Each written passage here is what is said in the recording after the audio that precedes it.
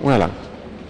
Donc, pour comprendre comment fait le système immunitaire pour distinguer les protéines du soi des protéines du non-soi non pathogènes et des protéines du non-soi pathogènes, comment fait-on? Il faut distinguer deux choses. Il y a deux types de mort cellulaire. Il y a l'apoptose. L'apoptose, c'est une mort cellulaire, entre guillemets, naturelle, préprogrammée. C'est une mort cellulaire qui se produit, par exemple, lorsque vous séparez les tissus des doigts, lorsque vous développez des lymphocytes dans le thymus, il y a une mort cellulaire naturelle d'un certain nombre de lymphocytes. Et lorsque vous avez cette mort cellulaire préprogrammée, ce qu'on appelle l'apoptose, ça se produit sans réaction de défense immunitaire à une agression. Il n'y a pas d'inflammation, il n'y a pas de réaction du système immunitaire lorsqu'il y a cette mort cellulaire préprogrammée, naturelle. Par contre, il y a un autre type de mort cellulaire, c'est la nécrose, la mort cellulaire qui est cette fois-ci non programmée, qui est accidentelle. C'est ce qui se passe lorsque vous avez une blessure physique, lorsqu'il y a une agression quelconque, lorsque cette agression physique ou chimique provoque une réaction de défense immunitaire, il y a une mort cellulaire non programmée, accidentelle, une nécrose. Donc apoptose et nécrose, c'est deux mécanismes de mort cellulaire qui sont bien différents. Or, ce qui se passe, c'est que le système immunitaire, justement, pour distinguer encore une fois les protéines du soi, des protéines du non-soi non dangereuses, des protéines du non-soi pathogènes, il va faire une chose. D'abord, il va discriminer les protéines du soi et du non-soi. Mais ça ne suffit pas, puisqu'il y a du non-soi non pathogène. Et ensuite, il va aussi se déclencher ce système immunitaire, non seulement lorsqu'il y aura une protéine du non-soi, mais également, ce qui est très important, lorsqu'il va détecter des signaux de danger. Et ces signaux de danger, ils sont générés lors de la mort cellulaire nécrotique, lors de cette mort cellulaire non programmée, qui se passe lorsqu'il y a un accident.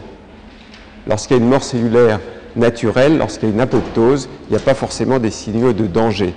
Donc vous voyez qu'il faut que le système immunitaire repère ces deux signaux. Donc ça, c'est vraiment une base extrêmement importante pour la compréhension du système immunitaire. Voilà. Alors,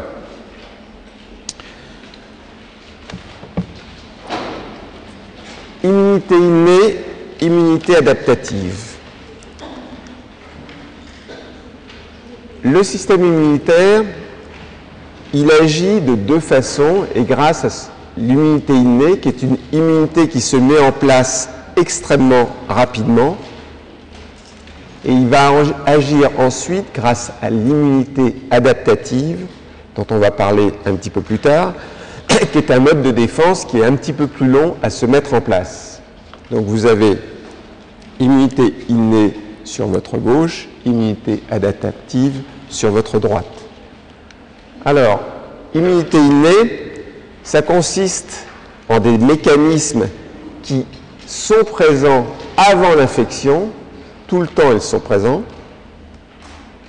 Ils sont capables de répondre rapidement et ces mécanismes, c'est d'une part des barrières physiques tout simplement ou chimiques, la peau, c'est un mécanisme de l'immunité innée.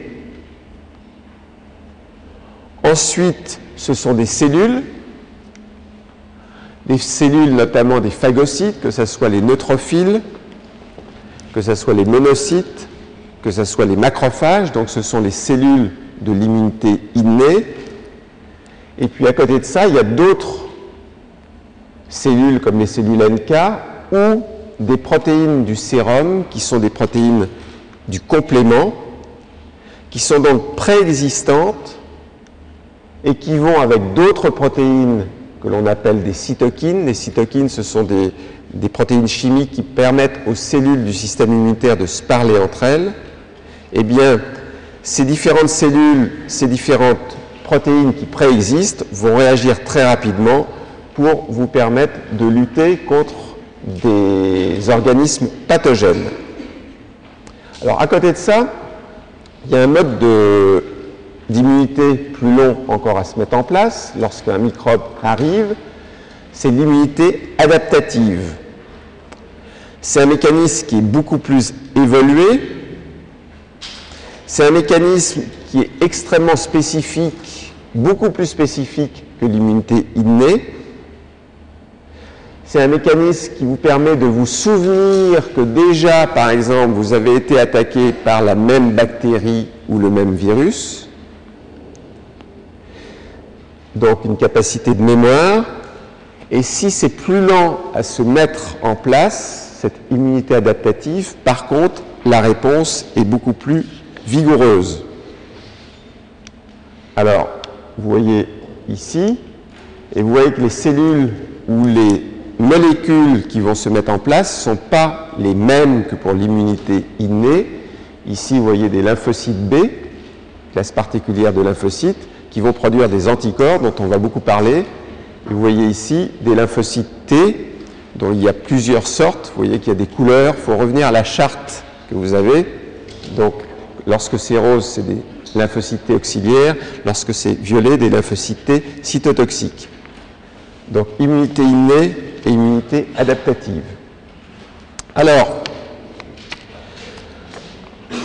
ces composants de l'immunité innée ou de l'immunité adaptative, et notamment les lymphocytes que vous venez de voir apparaître, que ce soit les lymphocytes B ou les lymphocytes T, ils répondent en fait à des microbes, bien entendu, mais en fait, ils répondent à ce qu'on appelle un antigène. Alors ça, première définition importante, le système immunitaire répond à un antigène. Qu'est-ce que c'est un antigène?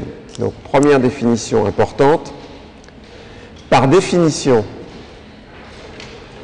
une molécule X est considérée comme un antigène, le voilà l'antigène, donc est considérée comme un antigène lorsque introduite dans un organisme, elle est reconnue par le système immunitaire et ou, parce que ça peut être et ou, elle induit une réponse immunitaire spécifique. Je reviens lentement. Une molécule X, donc ça peut être n'importe quoi, glucides, lipides. On va dire que c'est un antigène, et c'est par définition un antigène. Lorsque introduite dans un système, dans un organisme, elle est reconnue par le système immunitaire et où elle induit une réponse immune. Vous voyez au passage qu'il y a une petite nuance là.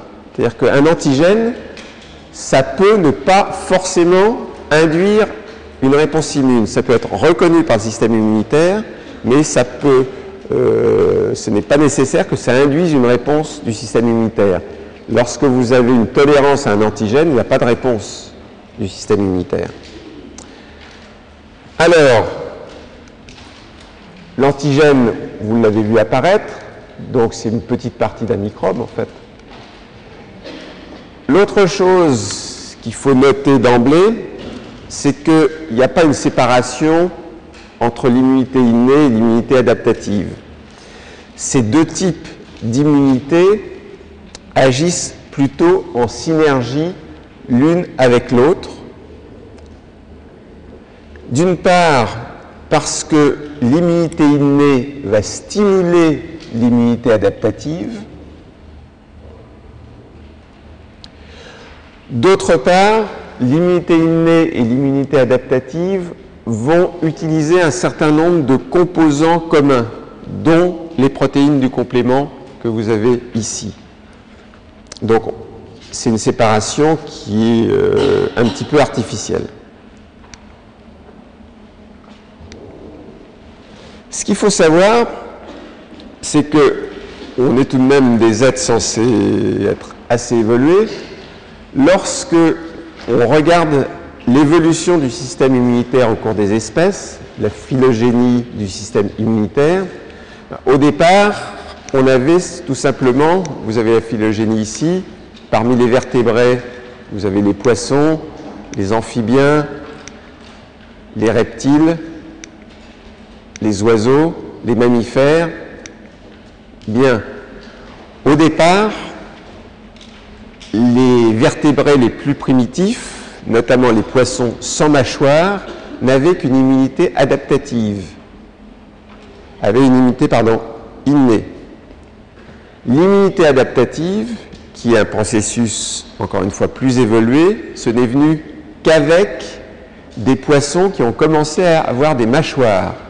Donc, poissons sans mâchoire, immunité innée, poissons avec mâchoire, beaucoup plus évolué, immunité adaptative. Alors, des poissons avec mâchoire, en voilà un. Et tout de même, cette évolution de l'immunité innée à l'immunité adaptative, c'est tout de même pas hier, puisque la divergence s'est faite il y a tout de même 400 millions d'années. Lorsqu'on s'est extasié d'avoir changé de siècle, on peut s'apercevoir qu'un siècle par rapport à des millions d'années, c'est pas grand-chose. Donc, évolution de l'immunité. Alors, on revient sur, maintenant, les différents types de réponses. Et on va parler essentiellement des différents types de réponses adaptatives. Alors,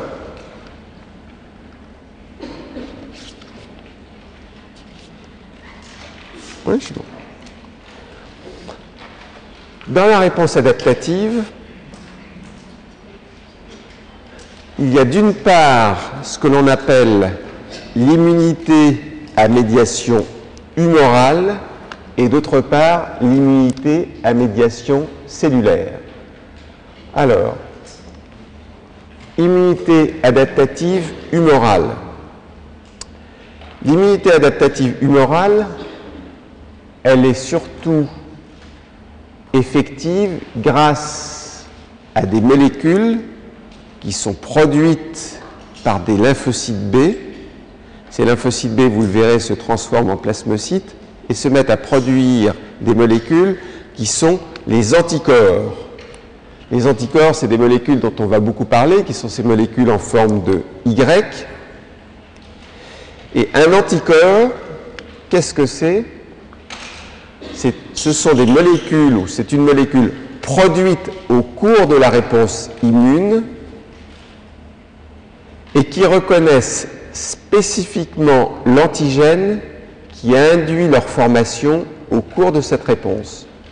Je répète, un anticorps, c'est donc une molécule produite au cours de la réponse immune et qui reconnaît spécifiquement l'antigène qui a induit sa formation au cours de cette réponse.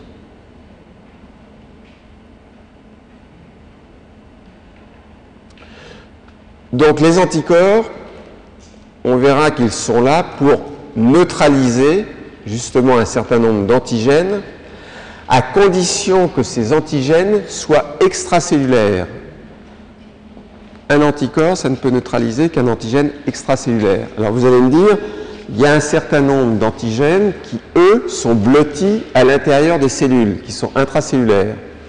Donc ça veut bien dire qu'il faut un autre type d'immunité adaptative, et cette immunité, c'est l'immunité cellulaire, puisque vous avez par exemple des microbes qui sont blottis, qui ont été phagocytés à l'intérieur de cellules que l'on appelle des macrophages.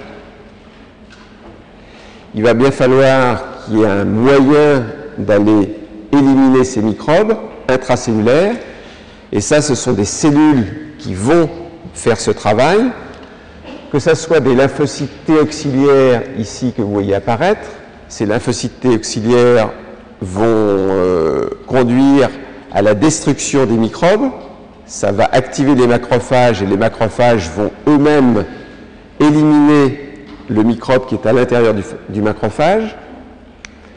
Vous avez d'autres microbes, des virus, qui sont à l'intérieur de cellules, qui ne sont pas des macrophages. Vous voyez, les macrophages, ils sont toujours en vert. Les cellules cibles, n'importe quelle autre cellule, elles sont en orange. Là, vous avez une cellule qui est viro-infectée. Bien, cette fois-ci, c'est un autre type de lymphocytes, les lymphocytes T cytotoxiques, qui vont aller liser cette cellule qui contient donc un virus à l'intérieur. Donc, pour l'immunité adaptative, encore une fois, ce processus évolué, vous avez besoin de l'immunité humorale qui va vous éliminer les antigènes extracellulaires et l'immunité cellulaire qui va vous éliminer les antigènes intracellulaires. Alors, ces mécanismes d'immunité adaptative, vous pouvez le faire de façon active ou de façon passive. Qu'est-ce que ça veut dire, l'immunité active ou l'immunité passive? On va travailler chez la souris, on parle de l'immunité active, et vous voyez ici un antigène microbien que l'on injecte à une souris. La souris va devenir active. Elle va en fait, vous voyez apparaître ici, elle va en fait induire une réponse immune. Il y a eu la production d'anticorps et de cellules. Donc, cette souris a répondu à l'antigène. Il y a des anticorps, il y a des cellules.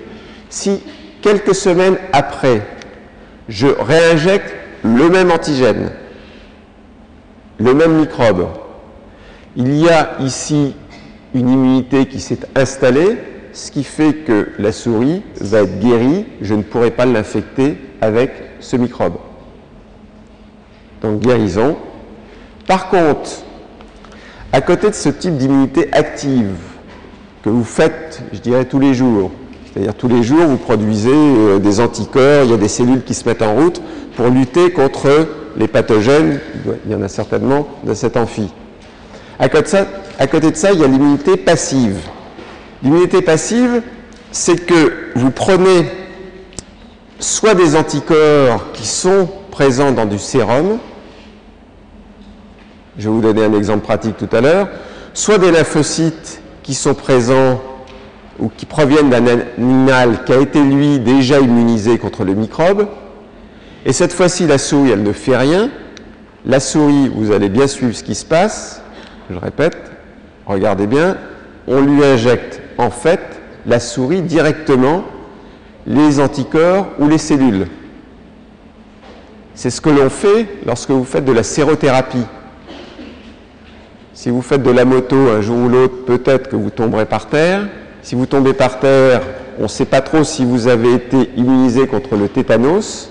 Donc dans ces cas-là, dans le doute, on va faire une sérothérapie, c'est-à-dire on va vous injecter en fait du sérum antitétanique, c'est-à-dire du sérum qui contient des anticorps, tout de suite pour que vous ayez présent des anticorps. Donc c'est ce qu'on fait, comme chez la souris, on l'injecte, vous êtes passif, hein, vous venez de tomber de votre moto.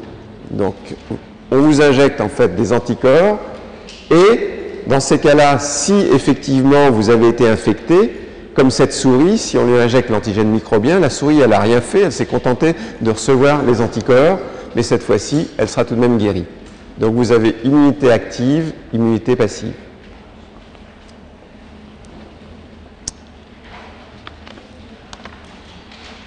Bien. Si vous regardez, immunité active, immunité passive, une, elle est spécifique et il y a une mémoire, bien entendu, que vous avez eu une première infection par l'antigène microbien. Pour l'immunité passive, elle est spécifique, bien entendu, mais il n'y a pas de mémoire puisque vous n'avez vu qu'une seule fois l'antigène microbien. On vous a passivement injecté les anticorps et les cellules. Alors, maintenant, les caractéristiques majeures des réponses immunes adaptatives. Alors, caractéristique majeure, la première caractéristique majeure, c'est la spécificité. Alors, cette réponse immune, elle n'est pas seulement spécifique du microbe. Le microbe, c'est une très très grosse structure. Vous êtes en fait spécifique de l'antigène Voilà l'antigène qu'on a dessiné ici. Et votre réponse immune, elle est extrêmement spécifique, même d'une partie de l'antigène. Vous voyez que l'antigène, ça peut être une protéine déjà relativement grosse, mais le système immunitaire, il est capable de reconnaître en fait une toute petite partie de l'antigène. Et cette petite partie de l'antigène, c'est ce qu'on appelle le déterminant antigénique, ou ce qu'on appelle les épitopes. Déterminant antigénique ou épitope, c'est la même chose. Donc là, vous commencez à progresser, vous savez déjà ce qu'est un antigène, vous savez déjà que le système immunitaire, en fait, il reconnaît une petite partie de l'antigène, cette molécule qui a été capable d'induire une réponse immune ou capable d'être reconnue par le système immunitaire. Là, vous avez typiquement un antigène puisqu'elle est reconnue par un anticorps, mais l'anticorps reconnaît qu'une petite partie de l'antigène qu'on appelle l'épitope.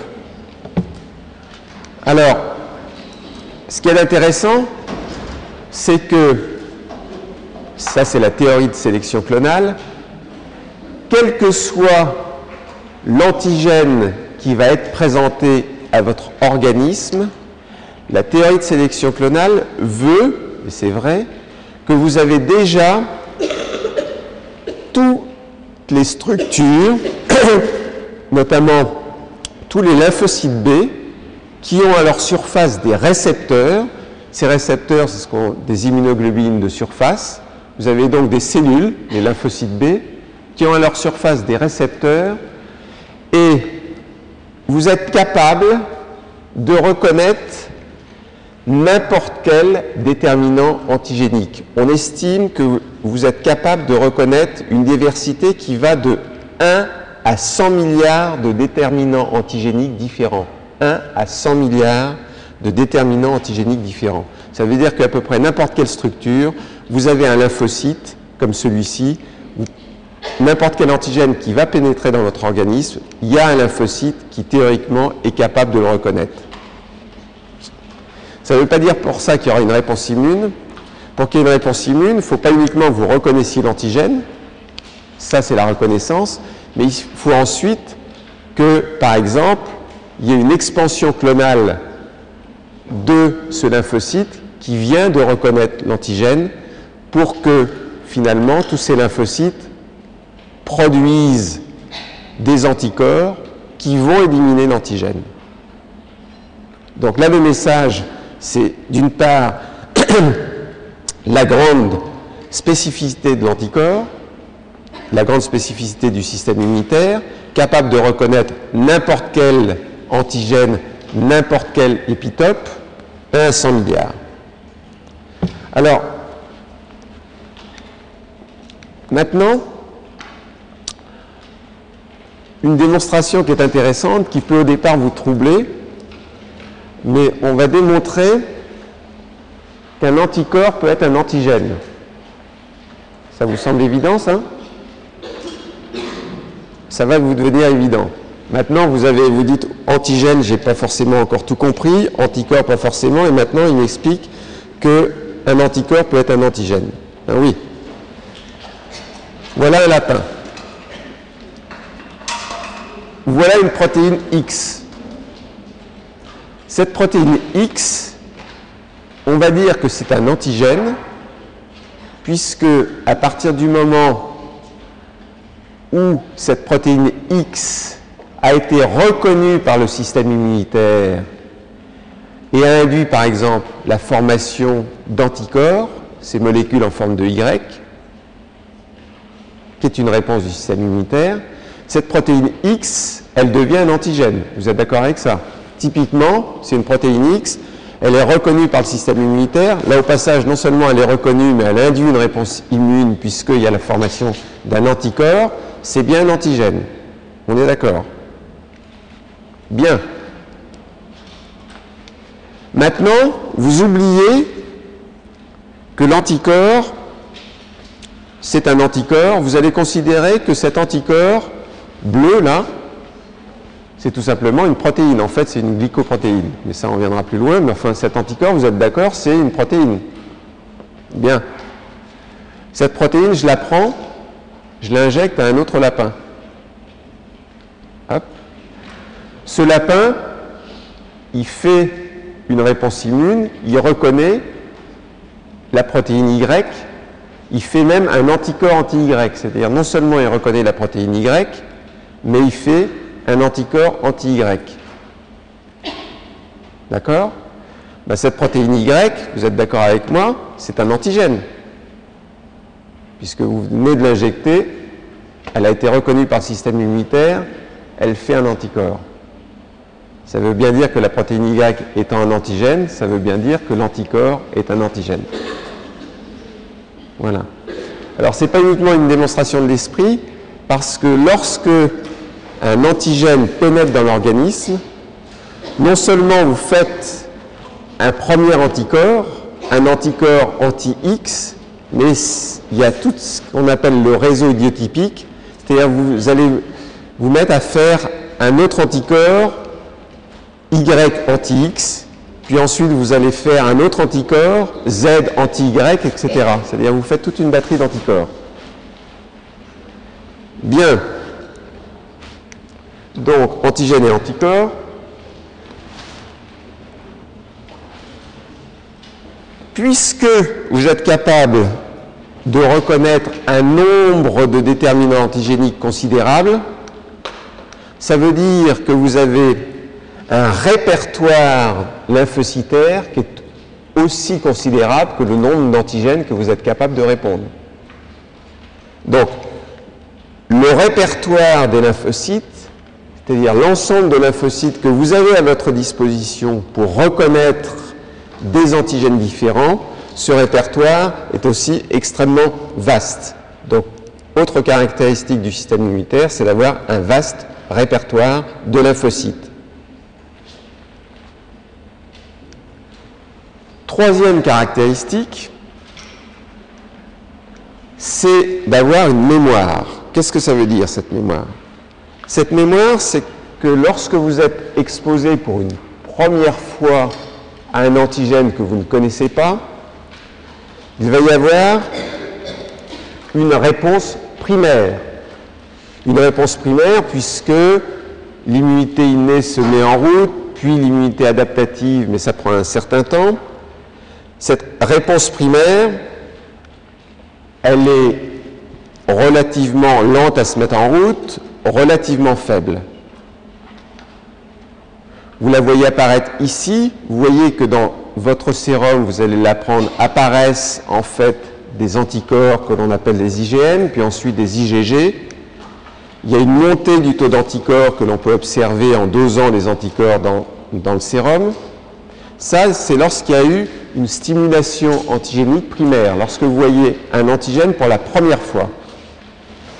Mais lorsque le même antigène, vous allez le revoir pour la seconde fois, dans ces cas-là, il y a une réponse antigénique secondaire, une réponse immune secondaire. Cette fois-ci, lors de la phase secondaire de la réponse immune, d'une part, la réponse est beaucoup plus rapide, et d'autre part, cette réponse est beaucoup plus forte. Vous voyez que le taux d'IgM d'emblée, très rapidement, il augmente, le taux d'IgG aussi, les anticorps totaux, le taux de ces anticorps devient beaucoup plus important.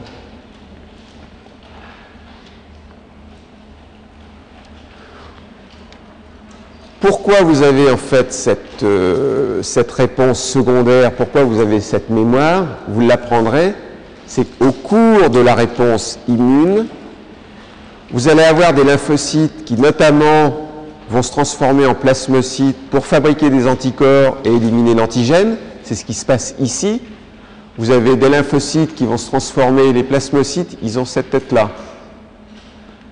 Ils produisent des anticorps qui vont vous permettre d'éliminer l'antigène, d'abord des IgM, puis ensuite des IgG.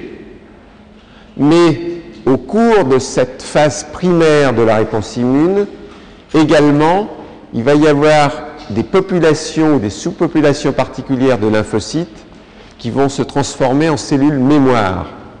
Donc ces cellules mémoire, elles vont persister elles vont aller dans la moelle osseuse en fait, elles vont veiller dans la moelle osseuse et dès qu'il y aura le même antigène qui va revenir pour la seconde fois, à ce moment-là, vous aurez déjà ces cellules mémoire qui sont prêtes à agir, qui ont déjà été formatées pour répondre à l'antigène et pour avoir une réponse extrêmement rapide. Donc,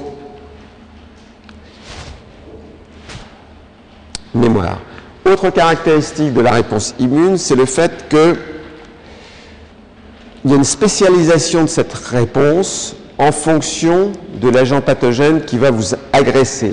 C'est-à-dire la réponse immune peut être ce qu'on appelle en termes anglo-saxons customisée, comme les voitures qu'on customise, c'est-à-dire on les adapte à l'environnement et en fonction du virus, de la bactérie, la réponse immune sera tout à fait particulière. Il y a aussi une chose qui est importante, c'est qu'à un moment donné, cette réponse immune, fort heureusement, il faut qu'elle cesse. C'est-à-dire elle se met en route lorsqu'il y a un agent pathogène qui pénètre votre organisme, mais une des caractéristiques de la réponse immune, c'est qu'elle va s'auto-limiter. Et pourquoi elle va s'auto-limiter? Pas seulement, mais principalement, parce que à partir du moment où vous avez éliminé le stimulus de la réponse immune, déjà il n'y a plus de stimulus, il n'y a plus de raison que ce système immunitaire fonctionne. Une autre caractéristique de cette réponse immune, et vous les voyez résumées là sur ce tableau, c'est que cette réponse immune a en théorie peu, et non pas de réactivité contre les molécules du soi. Mais j'ai bien dit peu de réactivité et non pas de réactivité. Vous avez chez n'importe lequel d'entre nous, en fait, une réponse immune extrêmement légère contre un certain nombre d'antigènes du soi, sans que ça induise ce que l'on appelle des maladies auto-immunes. Mais il y a tout de même une petite réponse contre les antigènes du soi. Bien. Alors, cellules et organes impliqués dans la réponse immune. Alors là, il y a un certain nombre de choses que vous connaissez déjà, et puis d'autres que vous connaissez moins ou qui vont vous être présentées de façon un petit peu particulière. Alors, d'abord, on va faire un petit survol et on va regarder quelles sont les principales cellules du système immunitaire. Vous allez toutes les voir apparaître ici. Vous allez voir leur symbole d'une part, et vous allez voir leur vraie figure.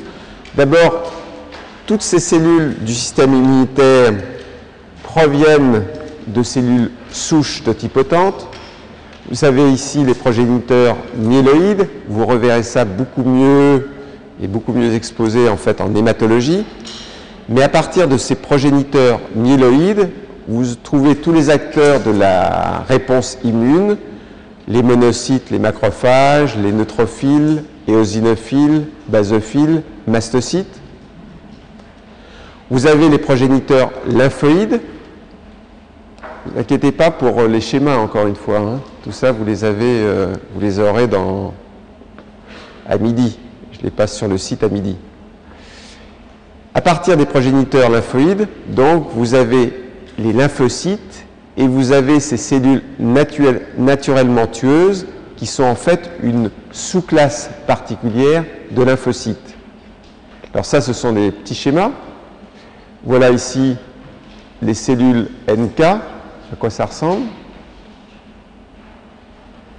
Comme vous avez les animations sur le site, vous pourrez faire la même chose que moi, c'est-à-dire regarder le lymphocyte qui vient d'apparaître là.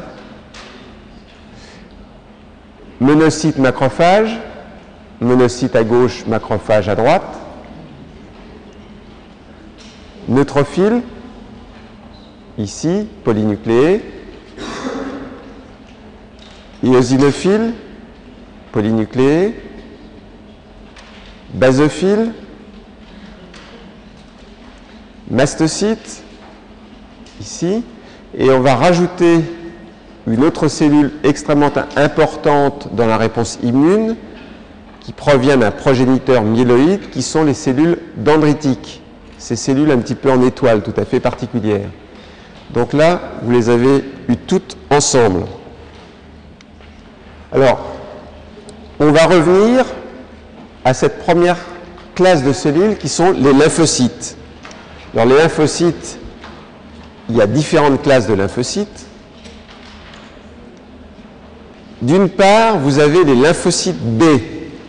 Ces lymphocytes B qui sont les cellules importantes lors de l'immunité adaptative humorale.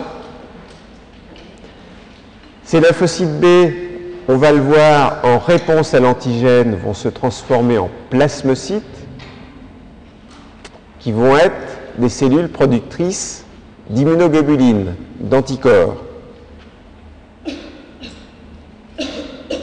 Donc, cellules productrices d'anticorps. À côté de ces cellules, de ces lymphocytes qui sont les acteurs clés de l'immunité humorale, vous avez les cellules qui sont les acteurs clés de l'immunité cellulaire. Les premières que vous voyez apparaître ici, les cellules qui sont des cellules T auxiliaires, ces cellules T auxiliaires que vous verrez toujours en rose, c'est des cellules qui notamment produisent un certain nombre de cytokines, ces molécules chimiques qui servent aux cellules du système immunitaire à se parler entre elles, qui activent ces cytokines, qui activent des lymphocytes B, qui activent des macrophages, qui sont responsables de l'inflammation. Donc vous voyez, ces lymphocytes sous population intéressante, lymphocytes auxiliaires. À côté de ça, vous avez d'autres lymphocytes T qui sont des lymphocytes T cytotoxiques. Ils sont toujours en violet. Ces lymphocytes T cytotoxiques, ce sont des cellules qui vont venir physiquement au contact des cellules cibles et qui vont aller tuer ces cellules cibles. Donc, il y a un contact physique, lymphocyte T cytotoxique. Ensuite, vous avez une classe de lymphocytes que l'on ne connaît pas très bien, on commence un petit peu plus à savoir, mais je la repasse là ici. C'est des lymphocytes T régulateurs. C'est des lymphocytes T qui sont en fait une sous-classe particulière de T auxiliaires. Vous les voyez, ils sont en rose. Et vous voyez que leur rôle, c'est de supprimer la réponse immune. Donc, des effecteurs qui sont importants, mais cette fois-ci, pour que la réponse immune décline. Lymphocytes T régulateurs. Et une dernière classe de lymphocytes, ceux dont on a parlé tout à l'heure, qui sont les cellules NK. Alors là, il y a une petite subtilité,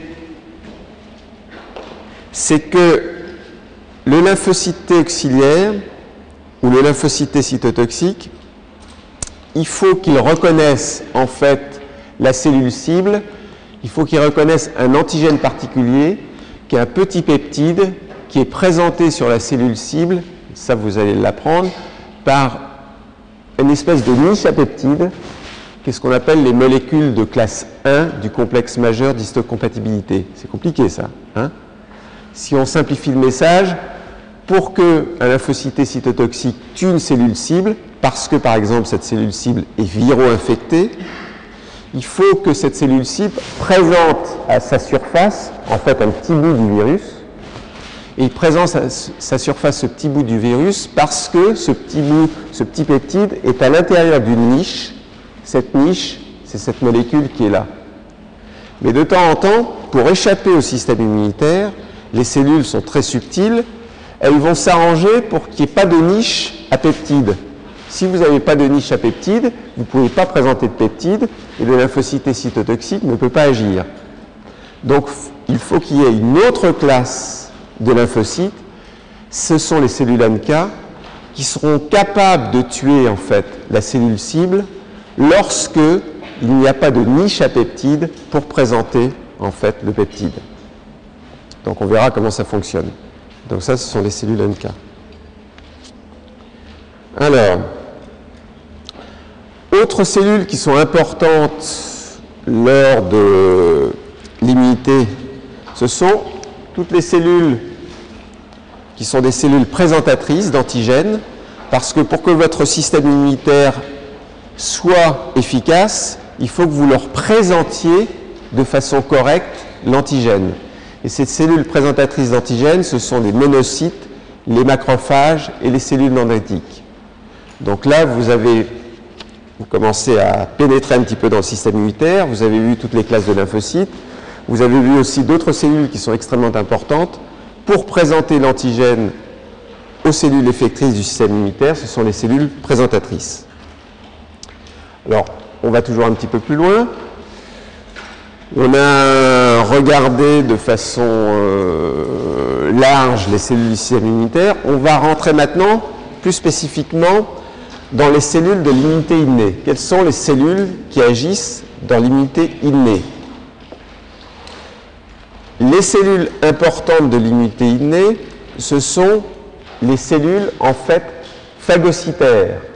Les cellules phagocytaires, vous les voyez ici, vous les voyez apparaître sur la petite flèche, ce sont les monocytes et les macrophages. Donc, première cellule importante de l'immunité innée, cette immunité qui est toujours présente, qui préexiste avant même que l'antigène soit présent, ce sont donc les cellules phagocytaires, et vous en avez de deux types. Vous avez des cellules qui sont présentes dans la circulation, on va le voir, ce sont les monocytes, et des cellules qui sont présentes dans les tissus, ce sont les macrophages. Alors, les monocytes qui sont présents dans la circulation, ces monocytes, c'est moins de 10% des leucocytes, des globules blancs du sang. Donc, moins de 10% des leucocytes. Ces monocytes, elles ont une durée de vie, ou ils ont une durée de vie dans la circulation qui est extrêmement courte, puisque c'est 1 à 2 jours. Mais ces monocytes, ils sont capables de quitter la circulation sanguine pour aller dans les tissus. Ils se transforment en macrophages, et la durée de vie des macrophages, c'est de plusieurs mois à plusieurs années. Au passage, sur mon cours, là, j'ai la petite lettre que vous connaissez bien. Dit que ça peut faire l'objet de questions, ça. Donc la durée de vie des monocytes et des macrophages. Donc, ces monocytes et ces macrophages, ça fait partie des cellules qui sont capables de vous présenter l'antigène. On l'en verra. Donc, à côté des monocytes et des macrophages, vous avez d'autres cellules que vous avez en bas. Donc, je viens de vous dire, monocytes, macrophages, ce sont des cellules capables de présenter l'antigène aux lymphocytes. Mais vous avez d'autres cellules présentatrices d'antigènes dont on reparlera un petit peu plus tard, qui sont extrêmement importantes, qui sont les cellules dendritiques. Les cellules dendritiques, on les appelle les cellules présentatrices professionnelles.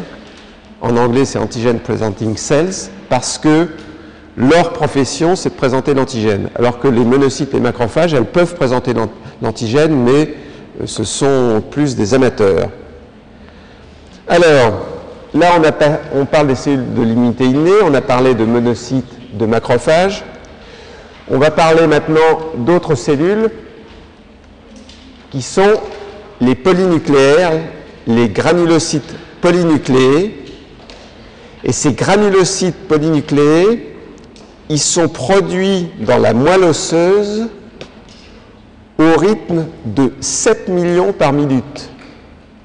Donc vous en produisez 7 millions par minute de granulocytes polynucléés et leur durée de vie, c'est 2 à 3 jours. Alors parmi ces granulocytes polynucléés, vous avez les polynucléaires neutrophiles. Les polynucléaires neutrophiles, c'est 95% des granulocytes polynucléés. Et c'est 60 à 70% des leucocytes, des globules blancs du sang. Je vous rappelle tout à l'heure que les monocytes, c'était moins de 10% des leucocytes. Là, vous en avez, donc, les polynucléaires neutrophiles, c'est 60 à 70% des leucocytes du sang. À côté des polynucléaires neutrophiles, vous avez les éosinophiles. Ça, c'est 2 à 5% des leucocytes du sang. Vous allez le revoir beaucoup mieux en hématologie. Vous avez les basophiles, 0,2% des leucocytes.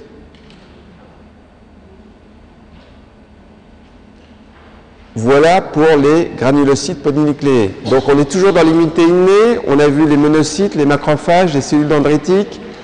On a vu les granulocytes polynucléés.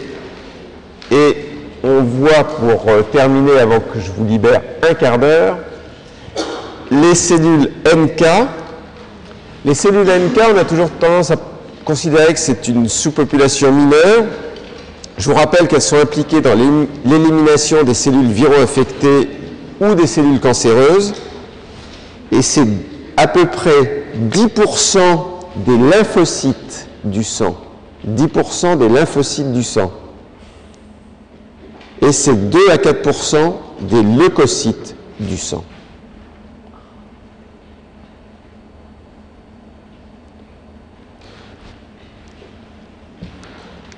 « 30 secondes encore pour vous parler des mastocytes. Les mastocytes que vous voyez apparaître, voilà. Les mastocytes, leur origine, c'est la moelle osseuse.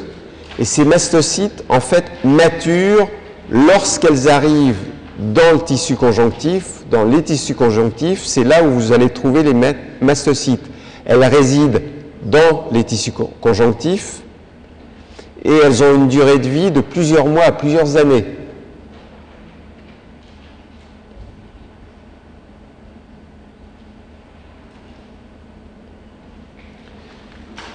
Ces cellules de l'immunité innée, elles reconnaissent les microbes grâce à des récepteurs, et ces récepteurs reconnaissent des profils moléculaires particuliers des microbes qu'on appelle les PAMS. PAMS, qu'est-ce que ça veut dire? C'est Pathogen Associated Molecular Patterns. Voilà.